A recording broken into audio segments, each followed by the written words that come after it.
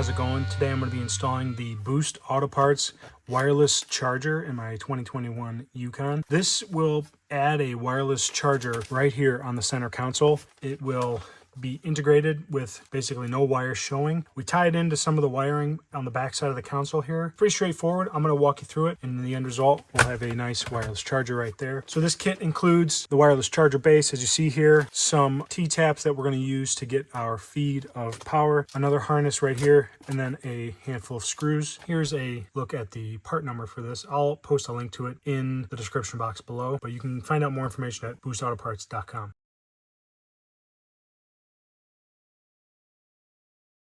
For starters, we're going to remove the cup holder trim and the rubber liner. So using a trim removal tool, start at one edge of the trim and work your way into it, and then start removing it all the way around. Being careful not to break anything. Then we can remove this rubber liner, which is just sort of held in roughly like that. You can pop it off those sides, and then you're just gonna pop it out. You can see down in here there is a T15 torque screw. We can use our little screwdriver and remove that screw. Next, we can remove this piece of top trim using a trim removal tool. Start at one of these corners and work your tool in and pop it loose. Should come pretty easily after that. We can just raise it up and out of the way.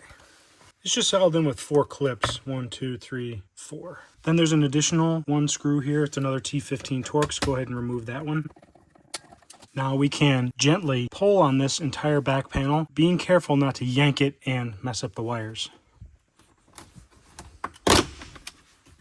Sounds a lot worse than it actually is. There's a handful of harnesses here. We're going to disconnect them all so that we can work a little easier. Some of them are easy. You just squeeze the tab and pull the connector out. Others have a red locking tab like this one right on top, which you can use a little screwdriver or your trim tool to open the tab, and then you can depress it to get it out like that. This one has a white locking tab. This one just doesn't want to come off.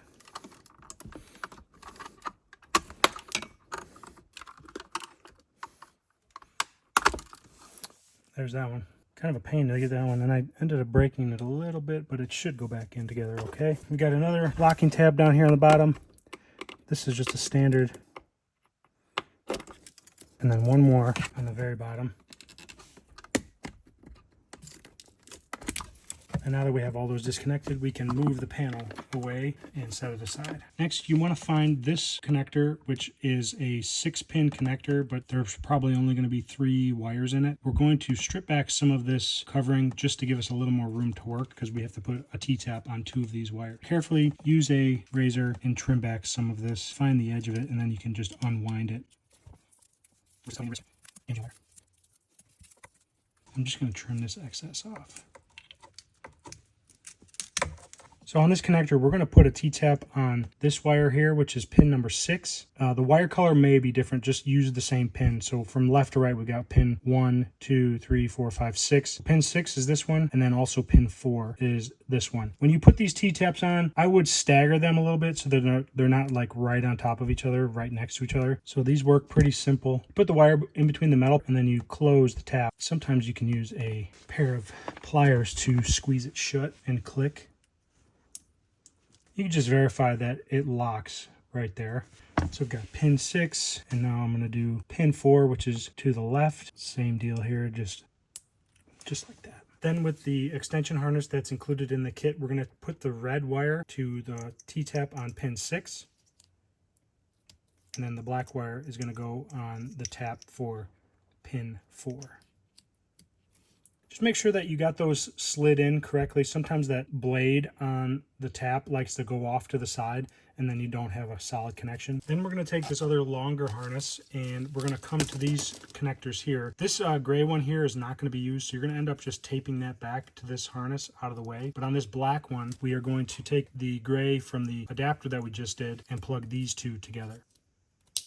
This one is just for a different application. It doesn't apply for the Yukons. Now that you've got all this connected, throw some electrical tape on this and tape this wire back. There is a fuse on these, so, if you ever have an issue with your thing not working, check the fuse. And we're eventually going to run this end of the wire harness up to the top of the lid, and that's what we're going to do next. Next, come around to the front seat and raise your lid on the center console. And we're going to remove this panel here by prying it off with another trim removal tool.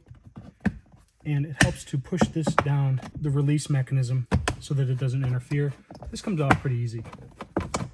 Just work your way around. Eventually you can grab it with your hands and get it off. Next, we're going to remove 3 screws here on the latch mechanism. There are 3 T20s. Just go ahead and remove those.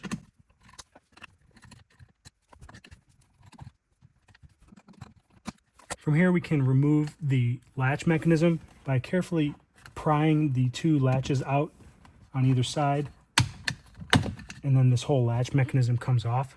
Then there's another 4 T20 screws that hold the bezel on the other side. Go ahead and remove those.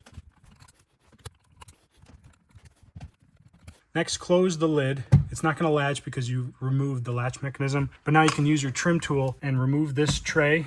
Should come out pretty easy. Set it aside, and then also the trim bezel around here should pop out relatively easily. Go ahead and take those 2 pieces out.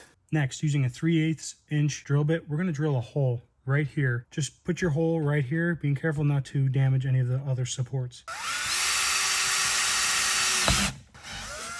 Should go pretty easy. So you need to feed this wire down through the hole you drilled, then also have the base, the new base, be inside of the existing bezel. So just sort of feed that wire through the bezel and feed it down into the center console. Then you can snap the factory trim piece into place, and then you can lay the wireless charger down. Depending on where you drilled your hole, factory bezel may be pinching that wire, so you might need to widen your hole just a hair, and that's in my case. You might be able to make it work by just fishing that wire down all the way. Then raising the lid, we're going to use the 4 screws that they include and mount the wireless charger in place. There's 4 existing holes in the bottom here. Just line them up and tighten them up. You don't need to go crazy, just going into plastic, so just get them snug.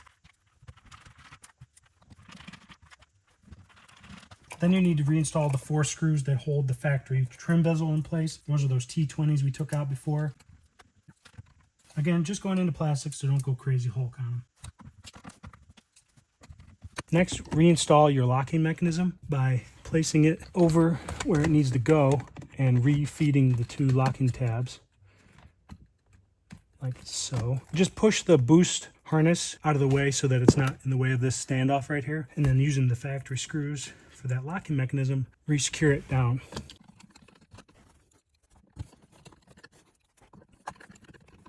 Next, feed the harness from the back side of the console up through the hole right here next to the spring and connect it to the charger. Then we can take the underside panel here and reattach it to the underside.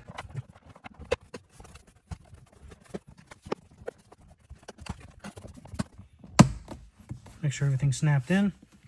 Seems like everything's good, nothing's binding. You might have to play with these little curved parts a little bit to make sure they're snapped on the hinges, but once you do, easy to make sure everything's lined up. Check your latches, and we're good. All right, now that we're on the back side of the console, we can zip tie a bunch of our wire harness up and make a nice little clean installation here. So loop it up and then zip tie the excess. Finding a spot back here is easy, there's plenty of room. Here's how I zip tied mine back here. I zip tied it to this existing harness, then I just sort of looped it on itself, and I left all the factory plugs easily accessible because we're going to plug those in to the back of the panel now. So take your panel, drop it in place, and then just start reconnecting all of your connectors. They should only go in one spot, so it's hard to mix up, but just go slow and plug them all in.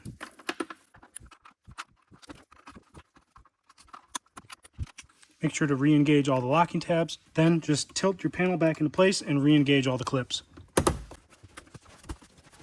Simple as that. Reinstall the 1 screw here at the top of the panel. This is a T15 screw. Then take our top trim piece, cup holders, drop it down into place. Something like that. And remember, there's 1 more screw inside of there. Then go ahead and drop your cup holder down and realign it so that it locks into the sides to where it goes.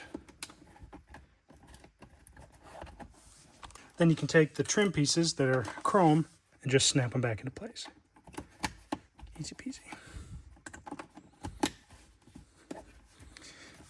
Next, we can finish up the install with the mat. Just line up the little plus marks with the holes here, here, and there. Drop it in place and push it down. Cool. Now we're ready to reattach the battery and test the wireless charger. All right, so I've got it all installed. It looks great. It looks super factory. The only way you would know is if you looked here. It says powered by Boost Auto and also keep metal objects off mat. So keep that in mind. Don't be keeping loose change and things up here that are metal. Might interfere with the charging pad. Now, the default mode of this is as you see it with this red light right here. When you drop a phone on, it should automatically start charging. And then also it'll change to this blue light here. So you can see it's charging through my case as well. So this does work with phones with cases. Now it'll switch back to standby when you remove a device. But if you don't want to see this red light, there's a little button right here. And you can just tap it once and it'll turn the red light off. It's still in standby mode. So when you drop a phone on, it'll switch over to charging. As you can see, it's charging right now. And that blue light will be illuminated. That will be illuminated no matter what. When it's charging. You take it off and the lights go away. You can also turn the charger off completely by pressing the button for 3 seconds and then this light will blink. So now the mat is turned off. No charging will happen. As you can see, no blue light, no charging. So if you want to turn it off, that's fine. And if you want to turn it back on, hold it for 3 seconds again. Now the mat is re-engaged. Boom. We're charging again. A couple different settings there to be aware about. If you like this product, be sure to check the Boost Auto website. I will post a link in the description box below. Also, for reference purposes, this is an iPhone 15 Pro Max, the largest of the iPhones that currently exist right now, just for size comparison. If you like this video, give it a thumbs up. Love it if you subscribe. Stay tuned for new videos. We'll see you next time. Later.